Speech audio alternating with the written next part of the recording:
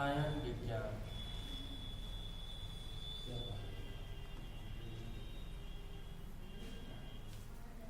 रसायन विज्ञान जिसमें अध्याय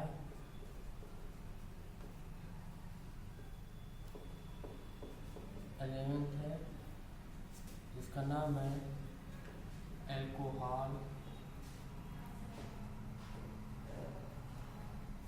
फिनॉल एवं ईथर। इनमें आपको ये मेथनॉल के बारे में बताया गया था, तो मेथनॉल के उपयोग के बारे में बताना है। तो मेथनॉल का उपयोग, मेथनॉल का उपयोग, तो मेथनॉल का जो उपयोग है ये फॉर्मेल्डिहाइड एवं फॉर्मिक अम्ल जैसे फॉर्मेल्डिहाइड एवं फॉर्मिक अम्ल जैसे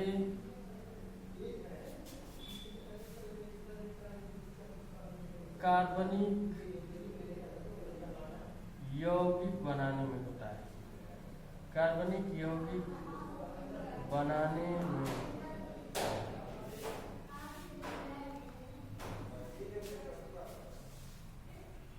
उपयोग होता है। दूसरा है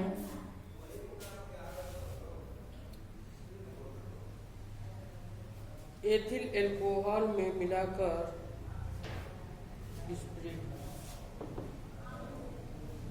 स्प्रिट बनाने में,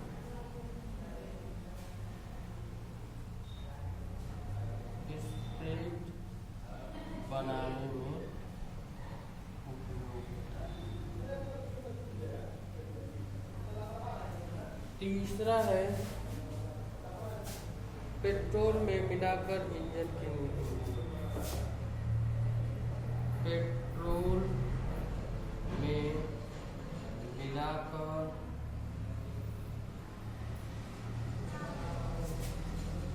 इंजन के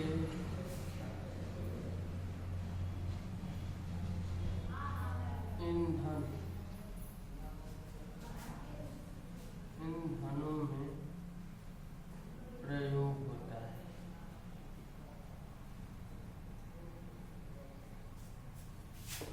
चौथा है उपयोग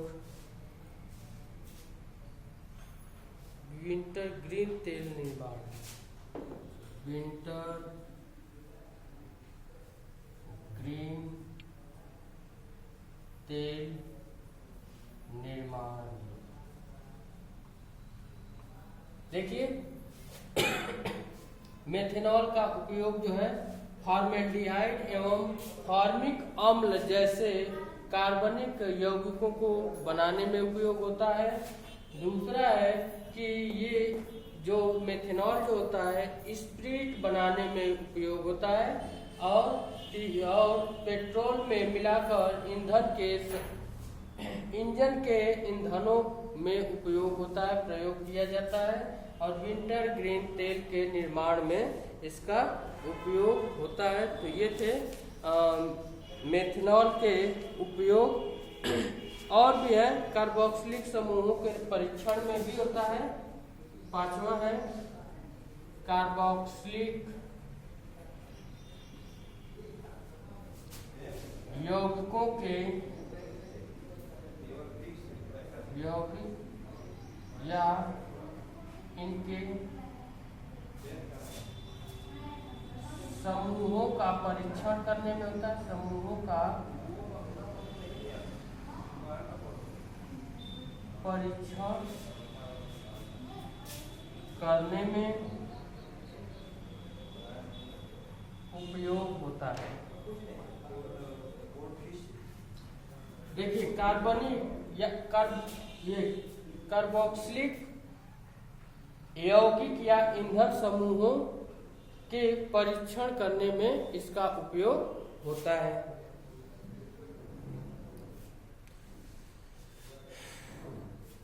फिर है वार्निश पेंट, आगे देख लेंगे। छठवां वार्निश पेंट इत्यादि के विलायकों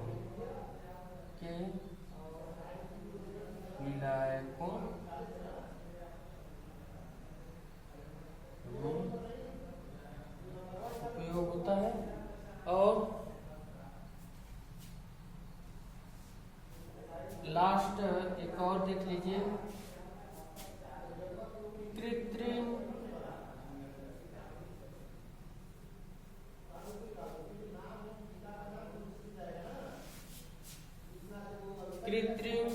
पेंट बनाने में, पेंट या रंग बनाने में उपयोग होता है।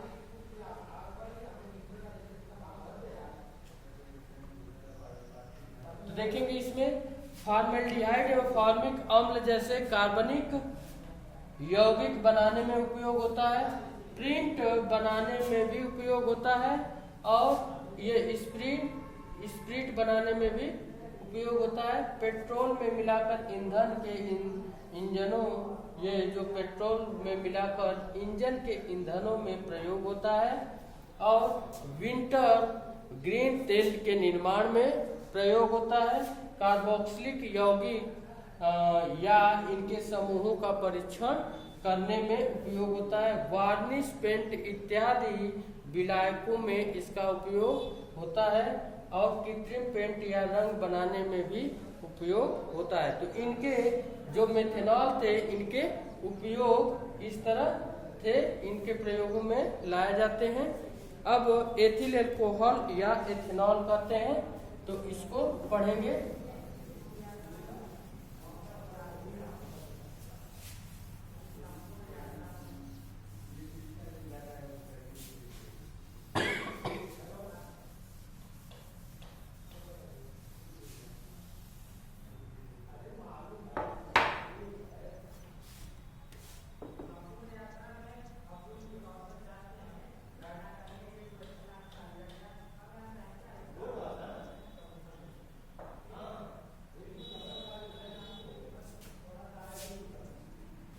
Ethanol,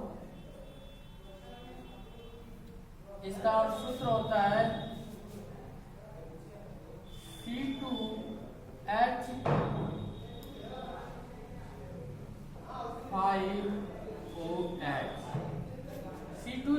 C2H5OH। इसकी संरचना क्या होती है?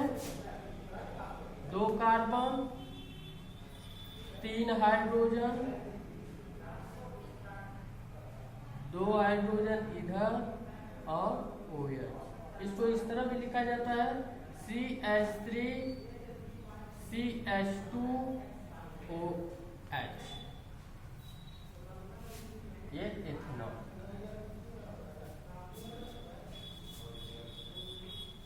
तो इस तरह एथेनॉल। अब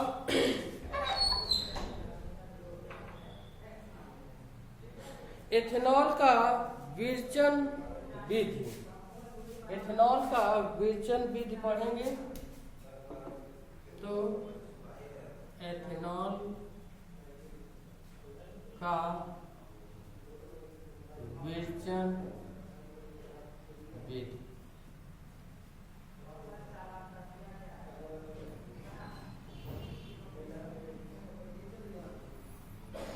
तो एथेनॉल का विरचन विधि में क्या होता है कि ये मोनोहाइड्रिक अल्कोहल के विरचन की सभी सामान्य विधियों से बनाया जा सकता है, सभी सामान्य विधियों से बनाया जा सकता है, जिनका वर्णन निम्नलिखित रूपों में होता है, जैसे औद्योगिक निर्माण के रूप में। तो औद्योगिक निर्माण के रूप में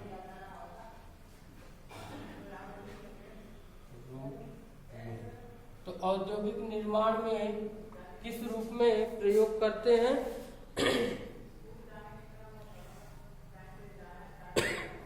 तो इसमें कई भागों में अपक्रियाएं होती हैं। एथिल अल्कोहल बनाने के लिए कई भागों में अपक्रिया कराया जाता है, जो कि औद्योगिक रूप से प्रयोग में लाया जाता है, औद्योगिक विधि के द्वारा निर्माण करते हैं। तो सबसे पहले एथीन है, यानी कि C2H4, एथीन इसका नाम है। एथीन को लेते हैं और इसमें सल्फ्यूरिक अम्ल से क्रिया कराते हैं, यानी H2SO4, इसका नाम है सल्फ्यूरिक अम्ल।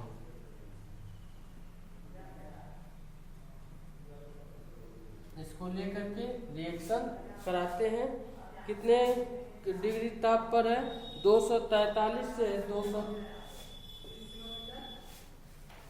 343 से 343 केल्विन से लेकर के 353 केल्विन तक।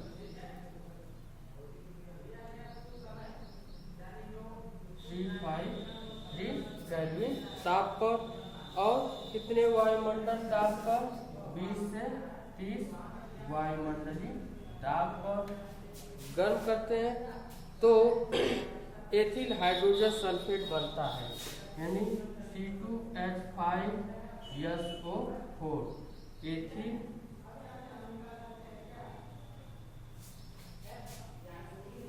हाइड्रोजन सल्फेट बनता है।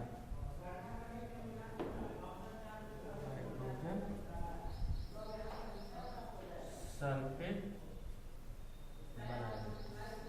फिर क्या करते हैं कि यही एथिल हाइड्रोजन सल्फेट को लेकर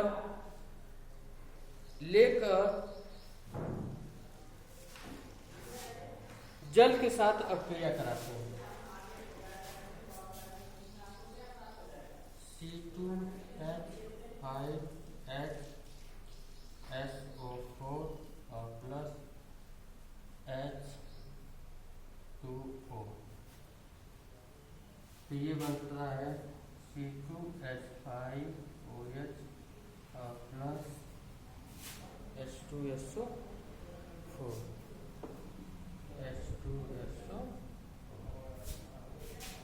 इसका नाम है एथिल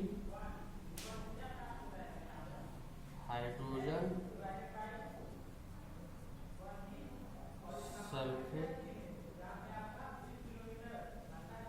और ये है जल और ये है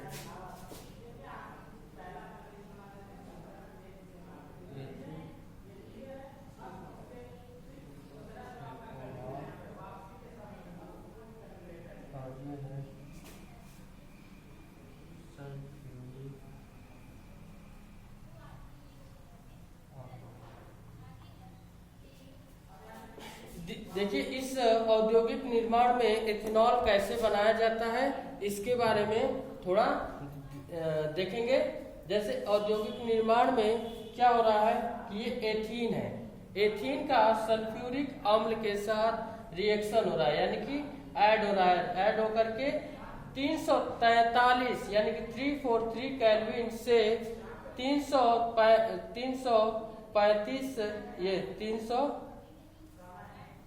335 नहीं, इसका ये है 353 केल्विन ताप पर 353 केल्विन ताप पर ये क्या आता है 20 से 30 वायुमंडलीय दाब में ये एथिल हाइड्रोजन सल्फेट बनता है। और एथिल हाइड्रोजन सल्फेट को लेकर के यहाँ पर और जल से रिएक्शन कराया जा रहा है, जल से क्रिया कराया जा रहा है, जो कि एथिल अल्कोहल बन रहा है। एथिल अल्कोहल के साथ सल्फ्यूरिक अम्ल के भी बन रहा है। तो इस तरह औद्योगिक निर्माण में विरचन विधि के द्वारा एथिल अल्कोहल बनाया जाता है। अब देखेंगे एसिटेल्डिहाइड से कैसे बनाया जाएगा। ये तो विरजन विध का अब सेकेंड पॉइंट में है, एसिटेल्डिहाइड से एथेनॉल बनाना।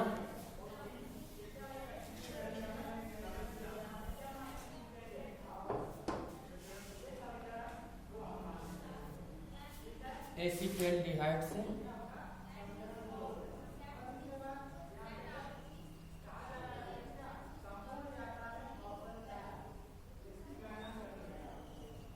एथेनॉल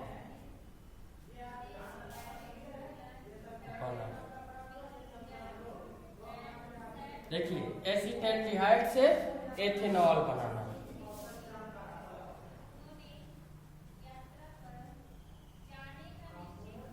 तो एसिटेल्डिहाइड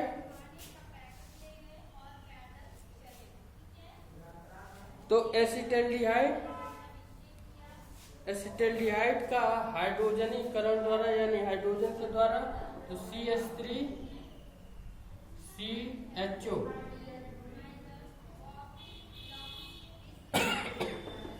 इसका हाइड्रोजन के द्वारा हाइड्रोजनीकरण करके ये जो है और एथेनॉल बनाया जाता है। तो ये हो जाएगा CH3 CH2 और OH।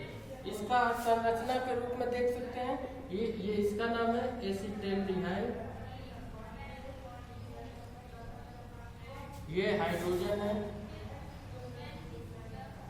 और ये है एथेनॉल।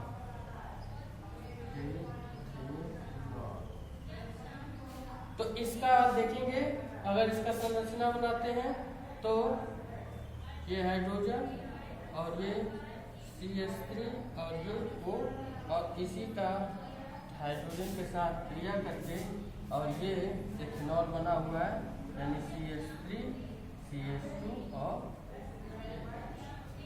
यही एथेनॉल।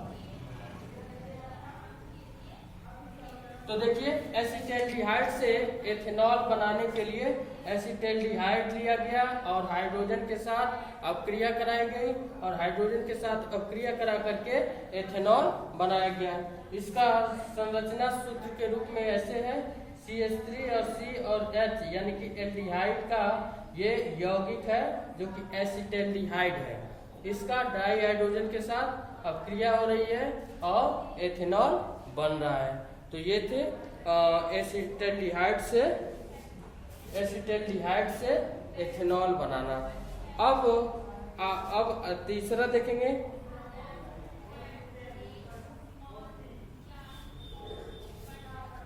सुक्रोज से कैसे बनाया जाता है। सुक्रोज से ग्लूकोज और सुक्रोज फ्रक्टोज से कैसे ये एथेनॉल बनाया जाता है, इसके बारे में नेक्स्ट क्लास रहेगा।